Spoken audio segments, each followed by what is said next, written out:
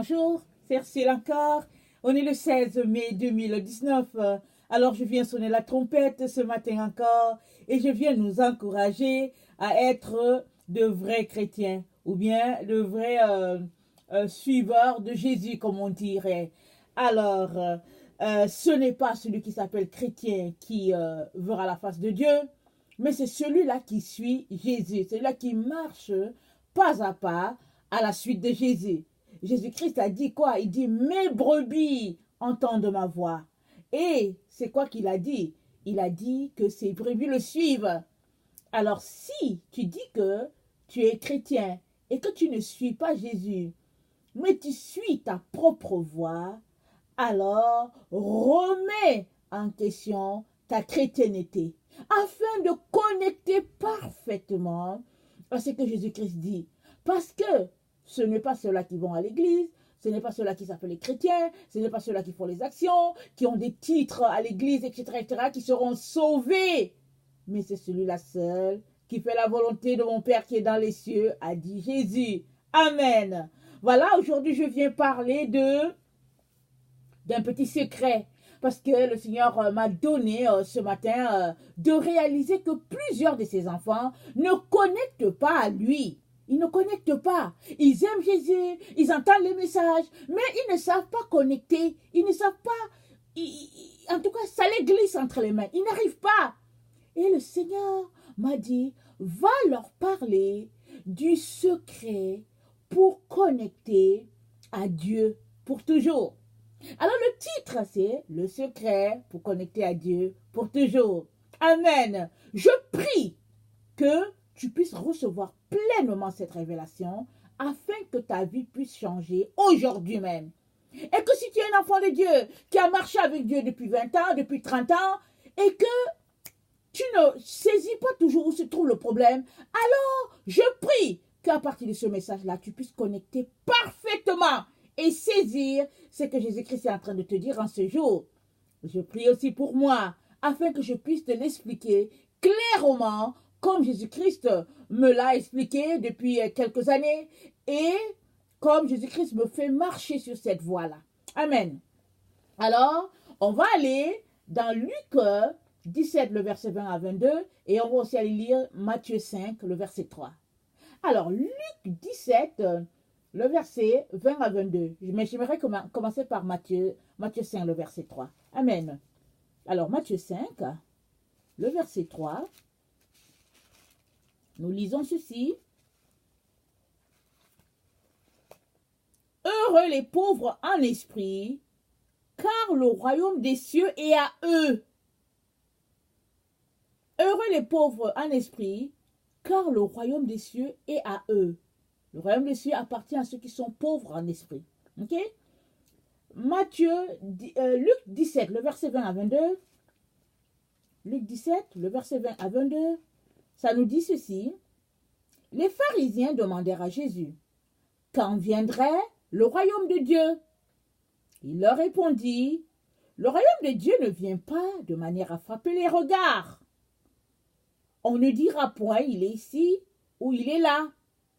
Car voici, le royaume de Dieu est au milieu de vous. Et dans une autre version, c'est écrit, le royaume de Dieu est en dedans de vous. Et pendant que j'étais en train de lire cette traduction-là, la personne qui avait commenté, elle a dit quelque chose, elle dit, les traducteurs ont eu un problème à saisir ce que Jésus voulait dire. Quand Jésus-Christ a dit, le royaume de Dieu est en vous. C'est ça qu'il voulait dire. Alors, ils ont mis au milieu de vous pour laisser planer la présence de Jésus-Christ qui était là. Parce que eux-mêmes, les traducteurs, ne saisissent pas forcément ce qui est traduit. Parce que n'oublions pas, les gens ne sont pas forcément connectés à Dieu. Ils ne sont pas forcément chrétiens. Mais ils connaissent la langue.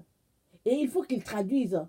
Et puis aussi, souvent, c'est des missionnaires qui arrivent là-bas. Et puis, bon, souvent, ils viennent juste de connaître le Seigneur. Et ils ont la linguistique.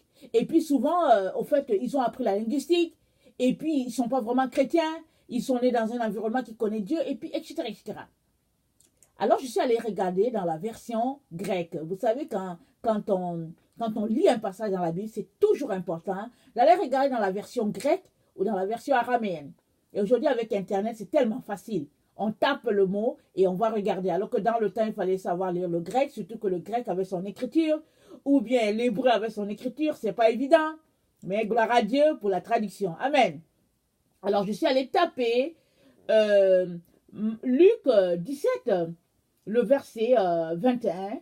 Il dit, le royaume de Dieu est en dedans de vous. En grec, c'est dit, le royaume de Dieu est à l'intérieur de vous. C'est-à-dire, le royaume des cieux est en dedans de toi, c'est en dedans de moi. C'est à l'intérieur de nous, ce n'est pas à l'extérieur. Voilà le secret. Amen. Et puis on va le développer. Parce que tu peux dire oui, mais Ursule, tu n'as rien dit, je comprends rien.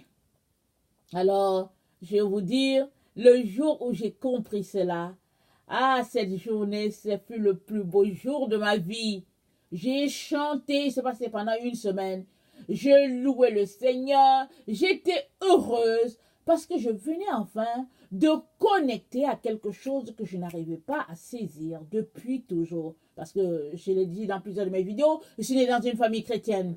Alors, vous savez, les familles, être né dans une famille chrétienne, que tu sois né dans une famille chrétienne en Occident, en Afrique, peu importe, en Océanie, c'est toujours les mêmes choses, la même façon de faire. Amen. C'est comme ça. Alors, prenez-le comme ça. Alors, on revient à nos moutons. Alors, Jésus leur dit, le royaume de Dieu est en dedans de vous. Et si on lit le verset 20, les pharisiens demandèrent à Jésus, quand viendrait le royaume de Dieu? Parce qu'eux, ils voulaient que Jésus-Christ leur localise. Eux, dans leur tête, le royaume de Dieu était localisé. Il y avait une période. Et il y avait un endroit. Et donc, ils voulaient savoir. Mais, quand est-ce que ça va venir? Parce que nous, on cherche le royaume de Dieu. Quand est-ce que ça va venir?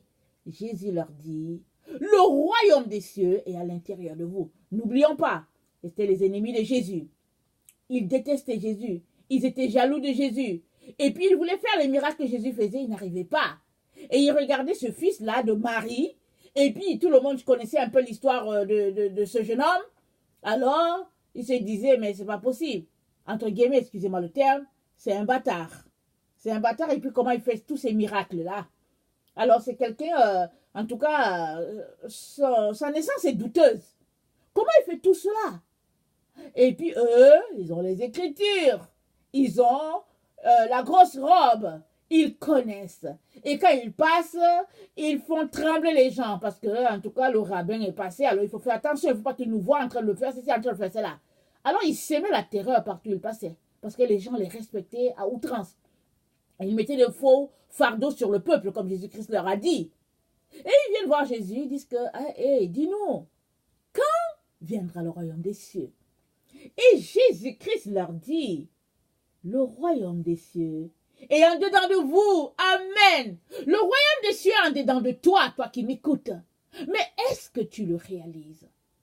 Parce que si tu ne le réalises pas, tu vas faire exactement ce que font les pharisiens. Tu vas tourner autour de ta vie et tu vas te retrouver à la fin de ta vie sans Jésus. Pourtant, le royaume des cieux est en toi. Amen. Avant de continuer, j'aimerais qu'on lise rapidement Ecclésiaste 3, le verset 10 à 12. Donc, excusez-moi, je n'ai pas cherché mon passage avant. Et je ne sais même pas où est-ce qu'il se trouve. Après Proverbe. Alors, j'ai pas cherché mon passage à l'avance. Donc, on va regarder rapidement, ok? Ok. Ecclésiaste 3, le verset 10 et 12. Voilà. Est-ce que je suis au bon endroit? Ok. Excusez-moi.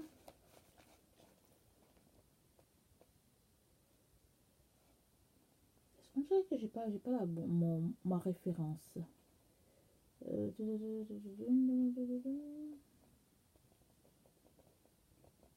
Ok. C'était le 11. Ok. Ecclésiaste 3, le verset 11. il fait toutes choses bonnes en son temps. Même, il a mis dans leur cœur la pensée de l'éternité. Bien que l'homme ne puisse pas saisir l'œuvre de Dieu, l'œuvre que Dieu fait, du commencement jusqu'à la fin. Il a mis dans leur cœur la pensée de l'éternité. Dieu l'a mis dans le cœur de chaque humain. Que tu connaisses Dieu ou pas, que tu aies conscience qu'il y a un Dieu qui existe ou pas, il a mis cette pensée-là dans ton cœur. Alors, si tu es un être humain, parce que nous les êtres humains, nous raisonnons, n'est-ce pas? Dieu nous a donné la capacité de raisonner, de réfléchir, de regarder. Alors, il dit, il a mis cette pensée-là qui a une éternité dans le cœur de chacun. C'est pas grave si tu n'as pas Dieu pour le moment. Mais quand tu te lèves là, que tu regardes les cieux, quand tu regardes les cieux, en tout cas, tu peux tout de suite dire que c'est pas possible qu'ils soient nés comme ça, les cieux. Quand tu regardes les arbres, ben, tu peux te dire, oui, il y a des graines, mais avant que l'arbre vienne, comment est-ce que c'est venu? Comme on a l'habitude de dire, qu'est-ce qui était en premier, la poule ou bien l'œuf? Alors quand tu t'arrêtes et que tu considères toutes ces choses-là qui sont autour de nous, tu ne peux pas dire que il n'y a pas un Dieu et tu ne peux pas dire non plus que il y a une finalité à toutes ces choses-là. C'est ça que l'Ecclésiaste est en train de nous dire. Dieu a mis dans le cœur de l'homme la pensée de l'éternité. Voilà pourquoi Jésus-Christ peut dire aux pharisiens, il dit, le royaume des cieux là, c'est pas quand il va venir comme on va dire, oh, il est ici, il est là. Il dit, le royaume des cieux ne va pas venir de manière à frapper les regards, comme certains l'attendent. On leur dit que Jésus-Christ arrive, ils sont là assis sur leur laurier, ils font ce qu'ils veulent. Ils vivent la vie qu'ils veulent, parce qu'ils se disent que quand ça va venir, ils auront le temps de courir et de laisser ce qu'ils sont en train de faire. Parce qu'ils veulent jouer sur deux fronts. Et Jésus-Christ dit une vérité ici. Il dit le royaume des cieux ne va pas venir de manière à frapper les regards. Il dit le royaume des cieux est en vous. Dieu a placé déjà en nous le royaume des cieux. Alors, arrête-toi. Demande au Seigneur, qu'est-ce que tu veux dire?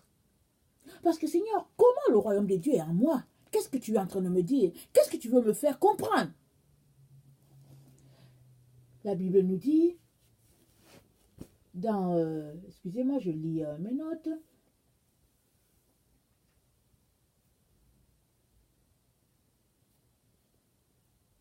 Jean 12, le verset 23 à 25. Voilà. Jean 12, le verset 23 à 25.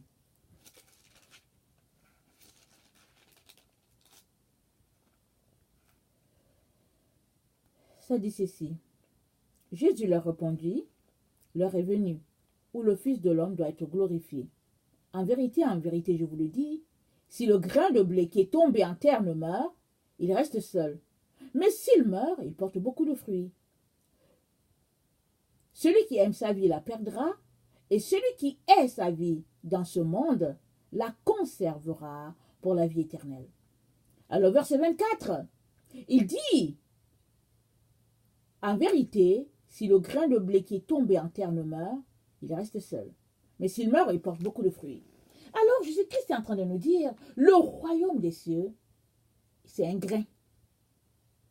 Le royaume des cieux en toi. Jésus est en train de te dire, il a placé une graine en toi. Et cette graine-là va produire un arbre qui va faire que les oiseaux du ciel vont venir se mettre sous cet arbre-là. Allons-y lire.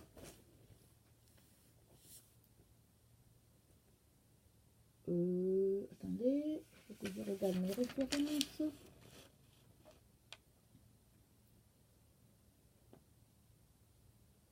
Je pense que Matthieu 13, 31 à 32. Matthieu 13. Voilà. Matthieu 13, 31 à 32. Il leur proposa une autre parabole. Il dit, le royaume des cieux est semblable à un grain de sénévé qu'un homme a pris et semé dans son champ. C'est la plus petite de toutes les semences.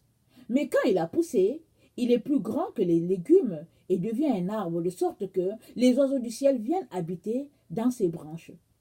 Il leur dit cette autre parabole. Ok, je vais m'arrêter là. 31 à 32. C'est la plus petite de toutes les semences, mais quand il a poussé, il est plus grand que les légumes et devient un arbre, de sorte que les oiseaux du ciel viennent habiter dans ses branches. Alors, le royaume des cieux est en toi, et Jésus-Christ nous dit, il a mis dans le cœur de l'homme une pensée de l'éternité, et il nous dit, dans Jean, il dit que si la graine meurt, elle ne porte pas de fruits. Jésus est en train de nous dire, le royaume des cieux est une graine, c'est une graine qui a été plantée en chaque être humain. Et cette graine-là, c'est quoi? C'est la graine de la lumière. C'est une graine qui est sémée en chacun. Et cette graine-là porte l'ADN de chacun. Ta graine n'est pas la mienne, mais c'est une graine de lumière. Ma graine n'est pas celle de l'autre, mais c'est une graine de lumière. Et elle est sémée en chacun. Et n'oublions pas, il dit, une graine qui est sémée dans, écoutez, le verset 31, il leur proposait une autre parabole, il dit, le royaume des cieux est semblable à une graine de sénévé qu'un homme a pris et semé dans un champ. Considère ton corps comme un champ. Considère ton corps comme un champ. Et en plus de cela, Jésus-Christ a dit quoi? Il a dit, l'homme est poussière, il retourne dans la poussière. Notre corps, c'est la terre. Nous sommes faits à partir de la terre. Et Jésus te dit, la graine, elle a été sémée en toi qui est la terre. Toi qui es corruptible, toi qui vas mourir un jour, Jésus-Christ te dit, la graine est en toi.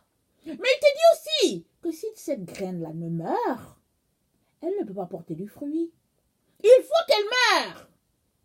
Et une fois qu'elle meurt, elle va pourrir, elle va pousser, et petit à petit, ça va devenir un grand arbre. Et sous cet arbre-là, les oiseaux vont venir s'installer, et la gloire de Dieu sera vue. Il a pris l'exemple sur la graine de sénévé. Alors moi, je vais t'encourager à sortir de chez toi, en esprit si tu veux, et à aller semer une graine. Et si tu veux, après 21 jours ou 23, tu retournes à l'endroit où tu as semé la graine. Tu vas voir que, à l'endroit où la graine a été sémée, je ne sais pas, c'est 18 jours, ça dépend des graines, tu vas voir que la partie de la terre a commencé à pousser. Ça pousse, ça s'ouvre, la partie de cette terre-là. Ça s'ouvre pourquoi? Parce qu'il y a une petite semence qui est en train de sortir de là. Et cette semence-là, elle sort et elle cherche le soleil. Et sous le soleil, elle vient et elle commence à éclore, à devenir un petit arbuste. Et si c'est une graine de sénévé, ça va devenir un arbre. Et cet arbre-là va devenir grand et les oiseaux vont venir vraiment se réjouir et puis s'installer là et puis ils auront du repos et puis bon, voilà. C'est comme ça que tu dois voir le royaume des cieux en toi. C'est comme ça que tu dois voir Jésus-Christ qui a été planté en toi. Alors si c'est comme ça que tu vois Jésus en toi, une graine en toi, tu ne vas plus le chercher ailleurs. Tu ne vas pas le chercher en telle personne. Tu ne vas pas chercher à voir Jésus-Christ dans ton pasteur, dans l'évangéliste qui est autour de toi, chez les anciens de ton église, les diacres. Tu ne vas pas chercher à voir Jésus-Christ dans une personne, ton père, ta mère. Parce que eux aussi, ils ont des graines en eux. Ils doivent tout faire pour faire pousser leurs graines. Ils doivent tout faire pour que la graine en eux puisse mourir et produire quelque chose. Mais plusieurs enfants de Dieu refusent de mourir. Ils refusent. Ils sont remplis d'orgueil. Ils sont remplis de plusieurs péchés. Ils ne veulent pas mourir. Mourir, c'est renoncer à soi-même pour tout donner à Jésus-Christ. Si une graine ne meurt, elle ne peut porter du fruit. C'est ça que Jésus-Christ a dit. Il est donc important que toi et moi puissions mourir en nous-mêmes. Ne plus avoir de volonté, mais prendre notre volonté et la confier à Jésus-Christ. Non pas que nous devenons des automates ou bien des robots. Non, chacun a été créé avec une volonté. Dieu est en train de nous dire ici que c'est ton choix. Tu dois choisir. Alors si tu choisis de suivre Jésus, Jésus-Christ te dit, apporte ta volonté et donne-la moi. Et n'aie pas de volonté, prends la mienne, c'est-à-dire Jésus. Prends la volonté de Jésus, vis avec la volonté de Jésus, et cette graine-là en toi mourra. Et elle produira un grand arbre. Pourquoi? Parce que la graine en toi, c'est Jésus. C'est le royaume de Dieu. C'est ça qui est en toi. Et quand les gens vont te voir, ils vont dire, waouh! Est-ce bien Denise qui est là? Mais qu'est-ce qui lui est arrivé? Waouh! Est-ce que tu l'as vu? Oh! Je ne la reconnais pas. Elle fait les mêmes choses que Jésus. Elle est exactement comme Jésus. C'est seulement qu'elle est un être humain, on la voit. Mais tout ce qu'elle fait, c'est comme Jésus. Pourquoi? Parce qu'une telle personne a laissé mourir en elle sa volonté, a laissé mourir tout ce qu'elle elle voulait, tout ce à quoi elle aspirait, elle a dit, Jésus-Christ, prends-moi tel que je suis. Jésus, prends-moi, je te donne tout. Tu es tout pour moi. Tu es mon amour, mon mari, mon Père, mon Sauveur, mon Seigneur. Tu es tout pour moi, Jésus. Tu es ma passion. Et ce n'est que comme ça que Jésus-Christ sera abondant en toi. Ce n'est que comme ça que tu vas dire, je suis enfant de Dieu. Parce que si tu es un enfant de Dieu et que tu le clames haut et fort, mais qu'on ne voit pas Dieu en toi, comment es-tu enfant de Dieu? J'aimerais ça qu'on lise quelque chose, un passage très important.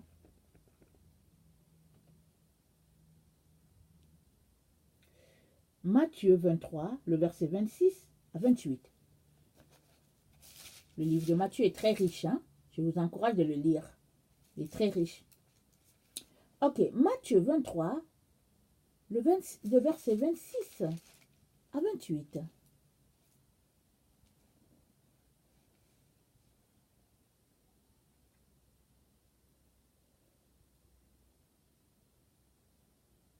Pharisien aveugle, nettoie premièrement l'intérieur de la coupe et du plat, afin que l'extérieur aussi devienne net.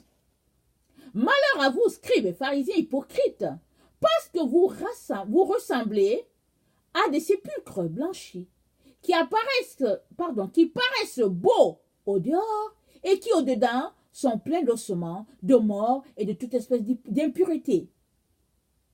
Vous de même, au dehors, vous paraissez juste aux hommes, mais au dedans, vous êtes plein d'hypocrisie et d'iniquité. Malheur à vous, scribes et pharisiens hypocrites, parce que vous bâtissez les tombeaux des prophètes et ornez les sépulcres des justes, et que vous dites, si nous avions vécu du temps de nos pères, nous ne serions pas joints à eux pour répandre le sang des prophètes. Vous témoignez ainsi contre vous-même que vous êtes les fils de ceux qui ont tué les prophètes. Comblés dans la mesure de vos pères, serpents, race de vipères, comment échapperez-vous au châtiment de la géhenne? C'est pourquoi je vous envoie des prophètes, des sages et des scribes. Vous tuerez et crucifierez les uns. Vous battrez de verges les autres dans vos synagogues et vous les persécuterez de ville en ville, afin que retombe sur vous tout le sang innocent répandu sur la terre, depuis le sang d'Abel le juste jusqu'au sang de Zacharie, fils de Barachi, que vous avez tué entre le temple et l'autel. Ok. Donc, Jésus-Christ est en train de dire à ces pharisiens-là qu'il ne faut pas seulement nettoyer l'extérieur. C'est pourquoi il les a appelés sépulcres blanchis. C'est ça que nous faisons aujourd'hui. On paraît bien de l'extérieur, on porte des belles vestes, de belles robes, un beau maquillage pour se cacher, et puis voilà, et puis même c'est grave. Au temps de Jésus, les gens ne se maquillaient pas le visage. Vous savez pourquoi? Parce qu'ils savaient que c'était les anges déchus qui faisaient cela. Ils savaient que c'était ceux-là qui sont venus corrompre la race humaine, qui blanchissaient leur visage, qui mettaient la poudre, la peinture sur leur visage. Mais aujourd'hui, les industries pharmaceutiques, les industries de fashion nous ont dit que c'est ça, être beau, être belle. Alors on passe le temps devant le miroir, on se maquille, on met du rouge, on met de la poudre, et on dit que en tout cas, c'est un maquillage qui est naturel, et puis gna, et puis gna. Et on se souille complètement. Et Jésus-Christ a dit, sépulcre blanchi. Pourquoi? Parce que de l'extérieur, on paraît beau, mais dedans, ce n'est que ronces, épines, ossements, et puis j'en passe. Jésus appelle cela de l'hypocrisie. Alors, si c'est comme ça que tu vis, que tu mènes ta vie, comment la graine qui est en toi va-t-elle éclore? Elle sera étouffée, n'est-ce pas? Jésus-Christ a parlé de cela. Il a dit, un semeur est sorti pour s'aimer, et la graine est tombée à tel endroit, à tel endroit. Il dit, il y a une graine qui est tombée dans un endroit pierreux. Et les pierres ont empêché la graine. La graine s'est étouffée, la graine s'est élevée, mais tout de suite, elle a été étouffée parce que la terre, c'était un sol rocailleux. Et Jésus-Christ a dit, il y a une autre graine qui est tombée sur un bon endroit. Et ça a donné 50, 60, 100. Et Jésus-Christ nous encourage à être une terre qui produit jusqu'à 100 graines. Au début de la vidéo, on a dit quoi? Je vous ai proposé de nous considérer comme une terre. Effectivement, notre corps, elle est faite de terre. Et on est poussière. Alors la graine qui est Jésus-Christ, la graine de lumière est sémée en toi. Alors tu dois nettoyer ton corps qui est le champ. Tu dois tout mettre à propre. Tu dois laisser aller les passions de ce monde. Tu dois laisser tout ce que Jésus-Christ appelle futilité, abomination. Tu dois les laisser. Et vivre uniquement pour ton Seigneur. Arrête de t'habiller pour Jésus le dimanche. Et les autres jours de la semaine, tu t'habilles pour le monde. Il y a des gens dimanche, ils vont avoir un bel habit. Ils vont porter leur beau costume pour Jésus. Et puis, la semaine, ils sont en culotte avec leur poil partout et puis leur poitrine dehors avec une belle chaîne et ils disent « Oh, c'est l'été, il faut profiter ». Et puis ils s'en vont s'exposer au soleil et puis ils sont là, ils disent « Bon, on profite ». Mais cache ton corps. Ton corps, c'est le temple du Saint-Esprit. Jésus-Christ veut que tu sois correct en dedans comme en dehors. Tu n'as pas besoin de venir t'habiller correctement dimanche pour dire que tu es correct. Et puis les autres jours, quand on te voit, on te reconnaît même pas. On ne sait même pas si c'est toi. On se dit, mais est-ce que c'est la personne? En tout cas, on ne sait pas si c'est la personne. En tout cas, moi, ça m'arrive souvent. de ne pas reconnaître les gens. Alors je dis, ah, mais est-ce que c'est lui? Ah oui, on dirait que c'est lui, hein, mais on dirait que, en tout cas, je ne l'ai pas reconnu. Jésus veut que nous soyons un, dedans comme dehors. Je vais lire un passage. Alors, on va tourner la page. Marc 7, le verset 21. Là, on s'en va dans Marc. Il faut que je m'assure que la vidéo ne me lâche pas. Marc 7, le verset 21. Amen. Excusez-moi. Ok.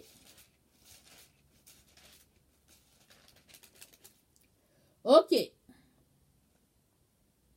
Car c'est du dedans, c'est du cœur des hommes que sortent les mauvaises pensées, les adultères, les impudicités, les meurtres, les vols, les cupidités, les méchancetés, la fraude, le dérèglement, le regard envieux, la calomnie, l'orgueil, la folie.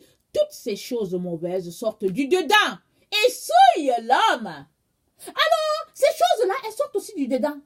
Le royaume des cieux est en dedans de nous. Et puis ces choses-là sortent du dedans. Alors si tu veux que le royaume des cieux puisse éclore en toi, il est important que tu sortes ces mauvaises choses-là dont on vient de parler, ce qu'on vient de lire.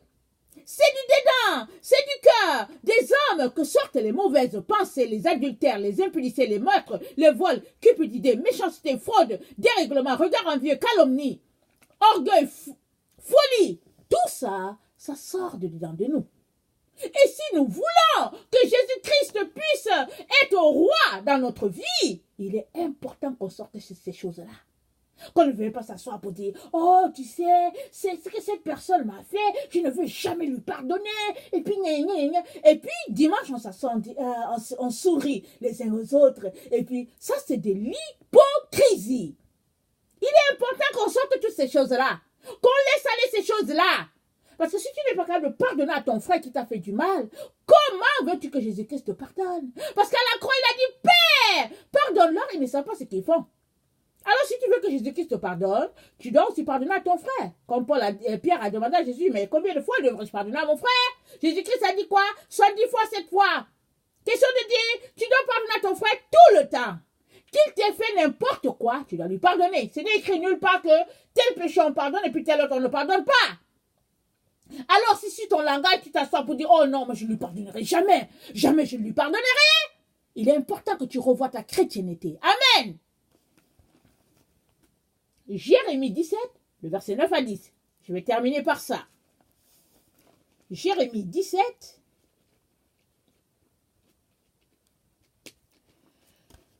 le verset 28.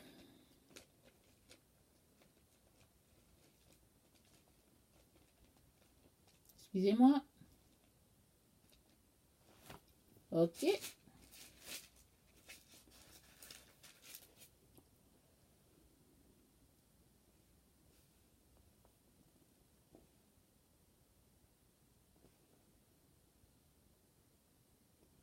Attendez, on dirait que je ne revois pas mon passage. Est-ce que j'ai bien écrit ça? Jérémie 17. Non, Jérémie 17, le verset 9 à 10. Je suis désolée.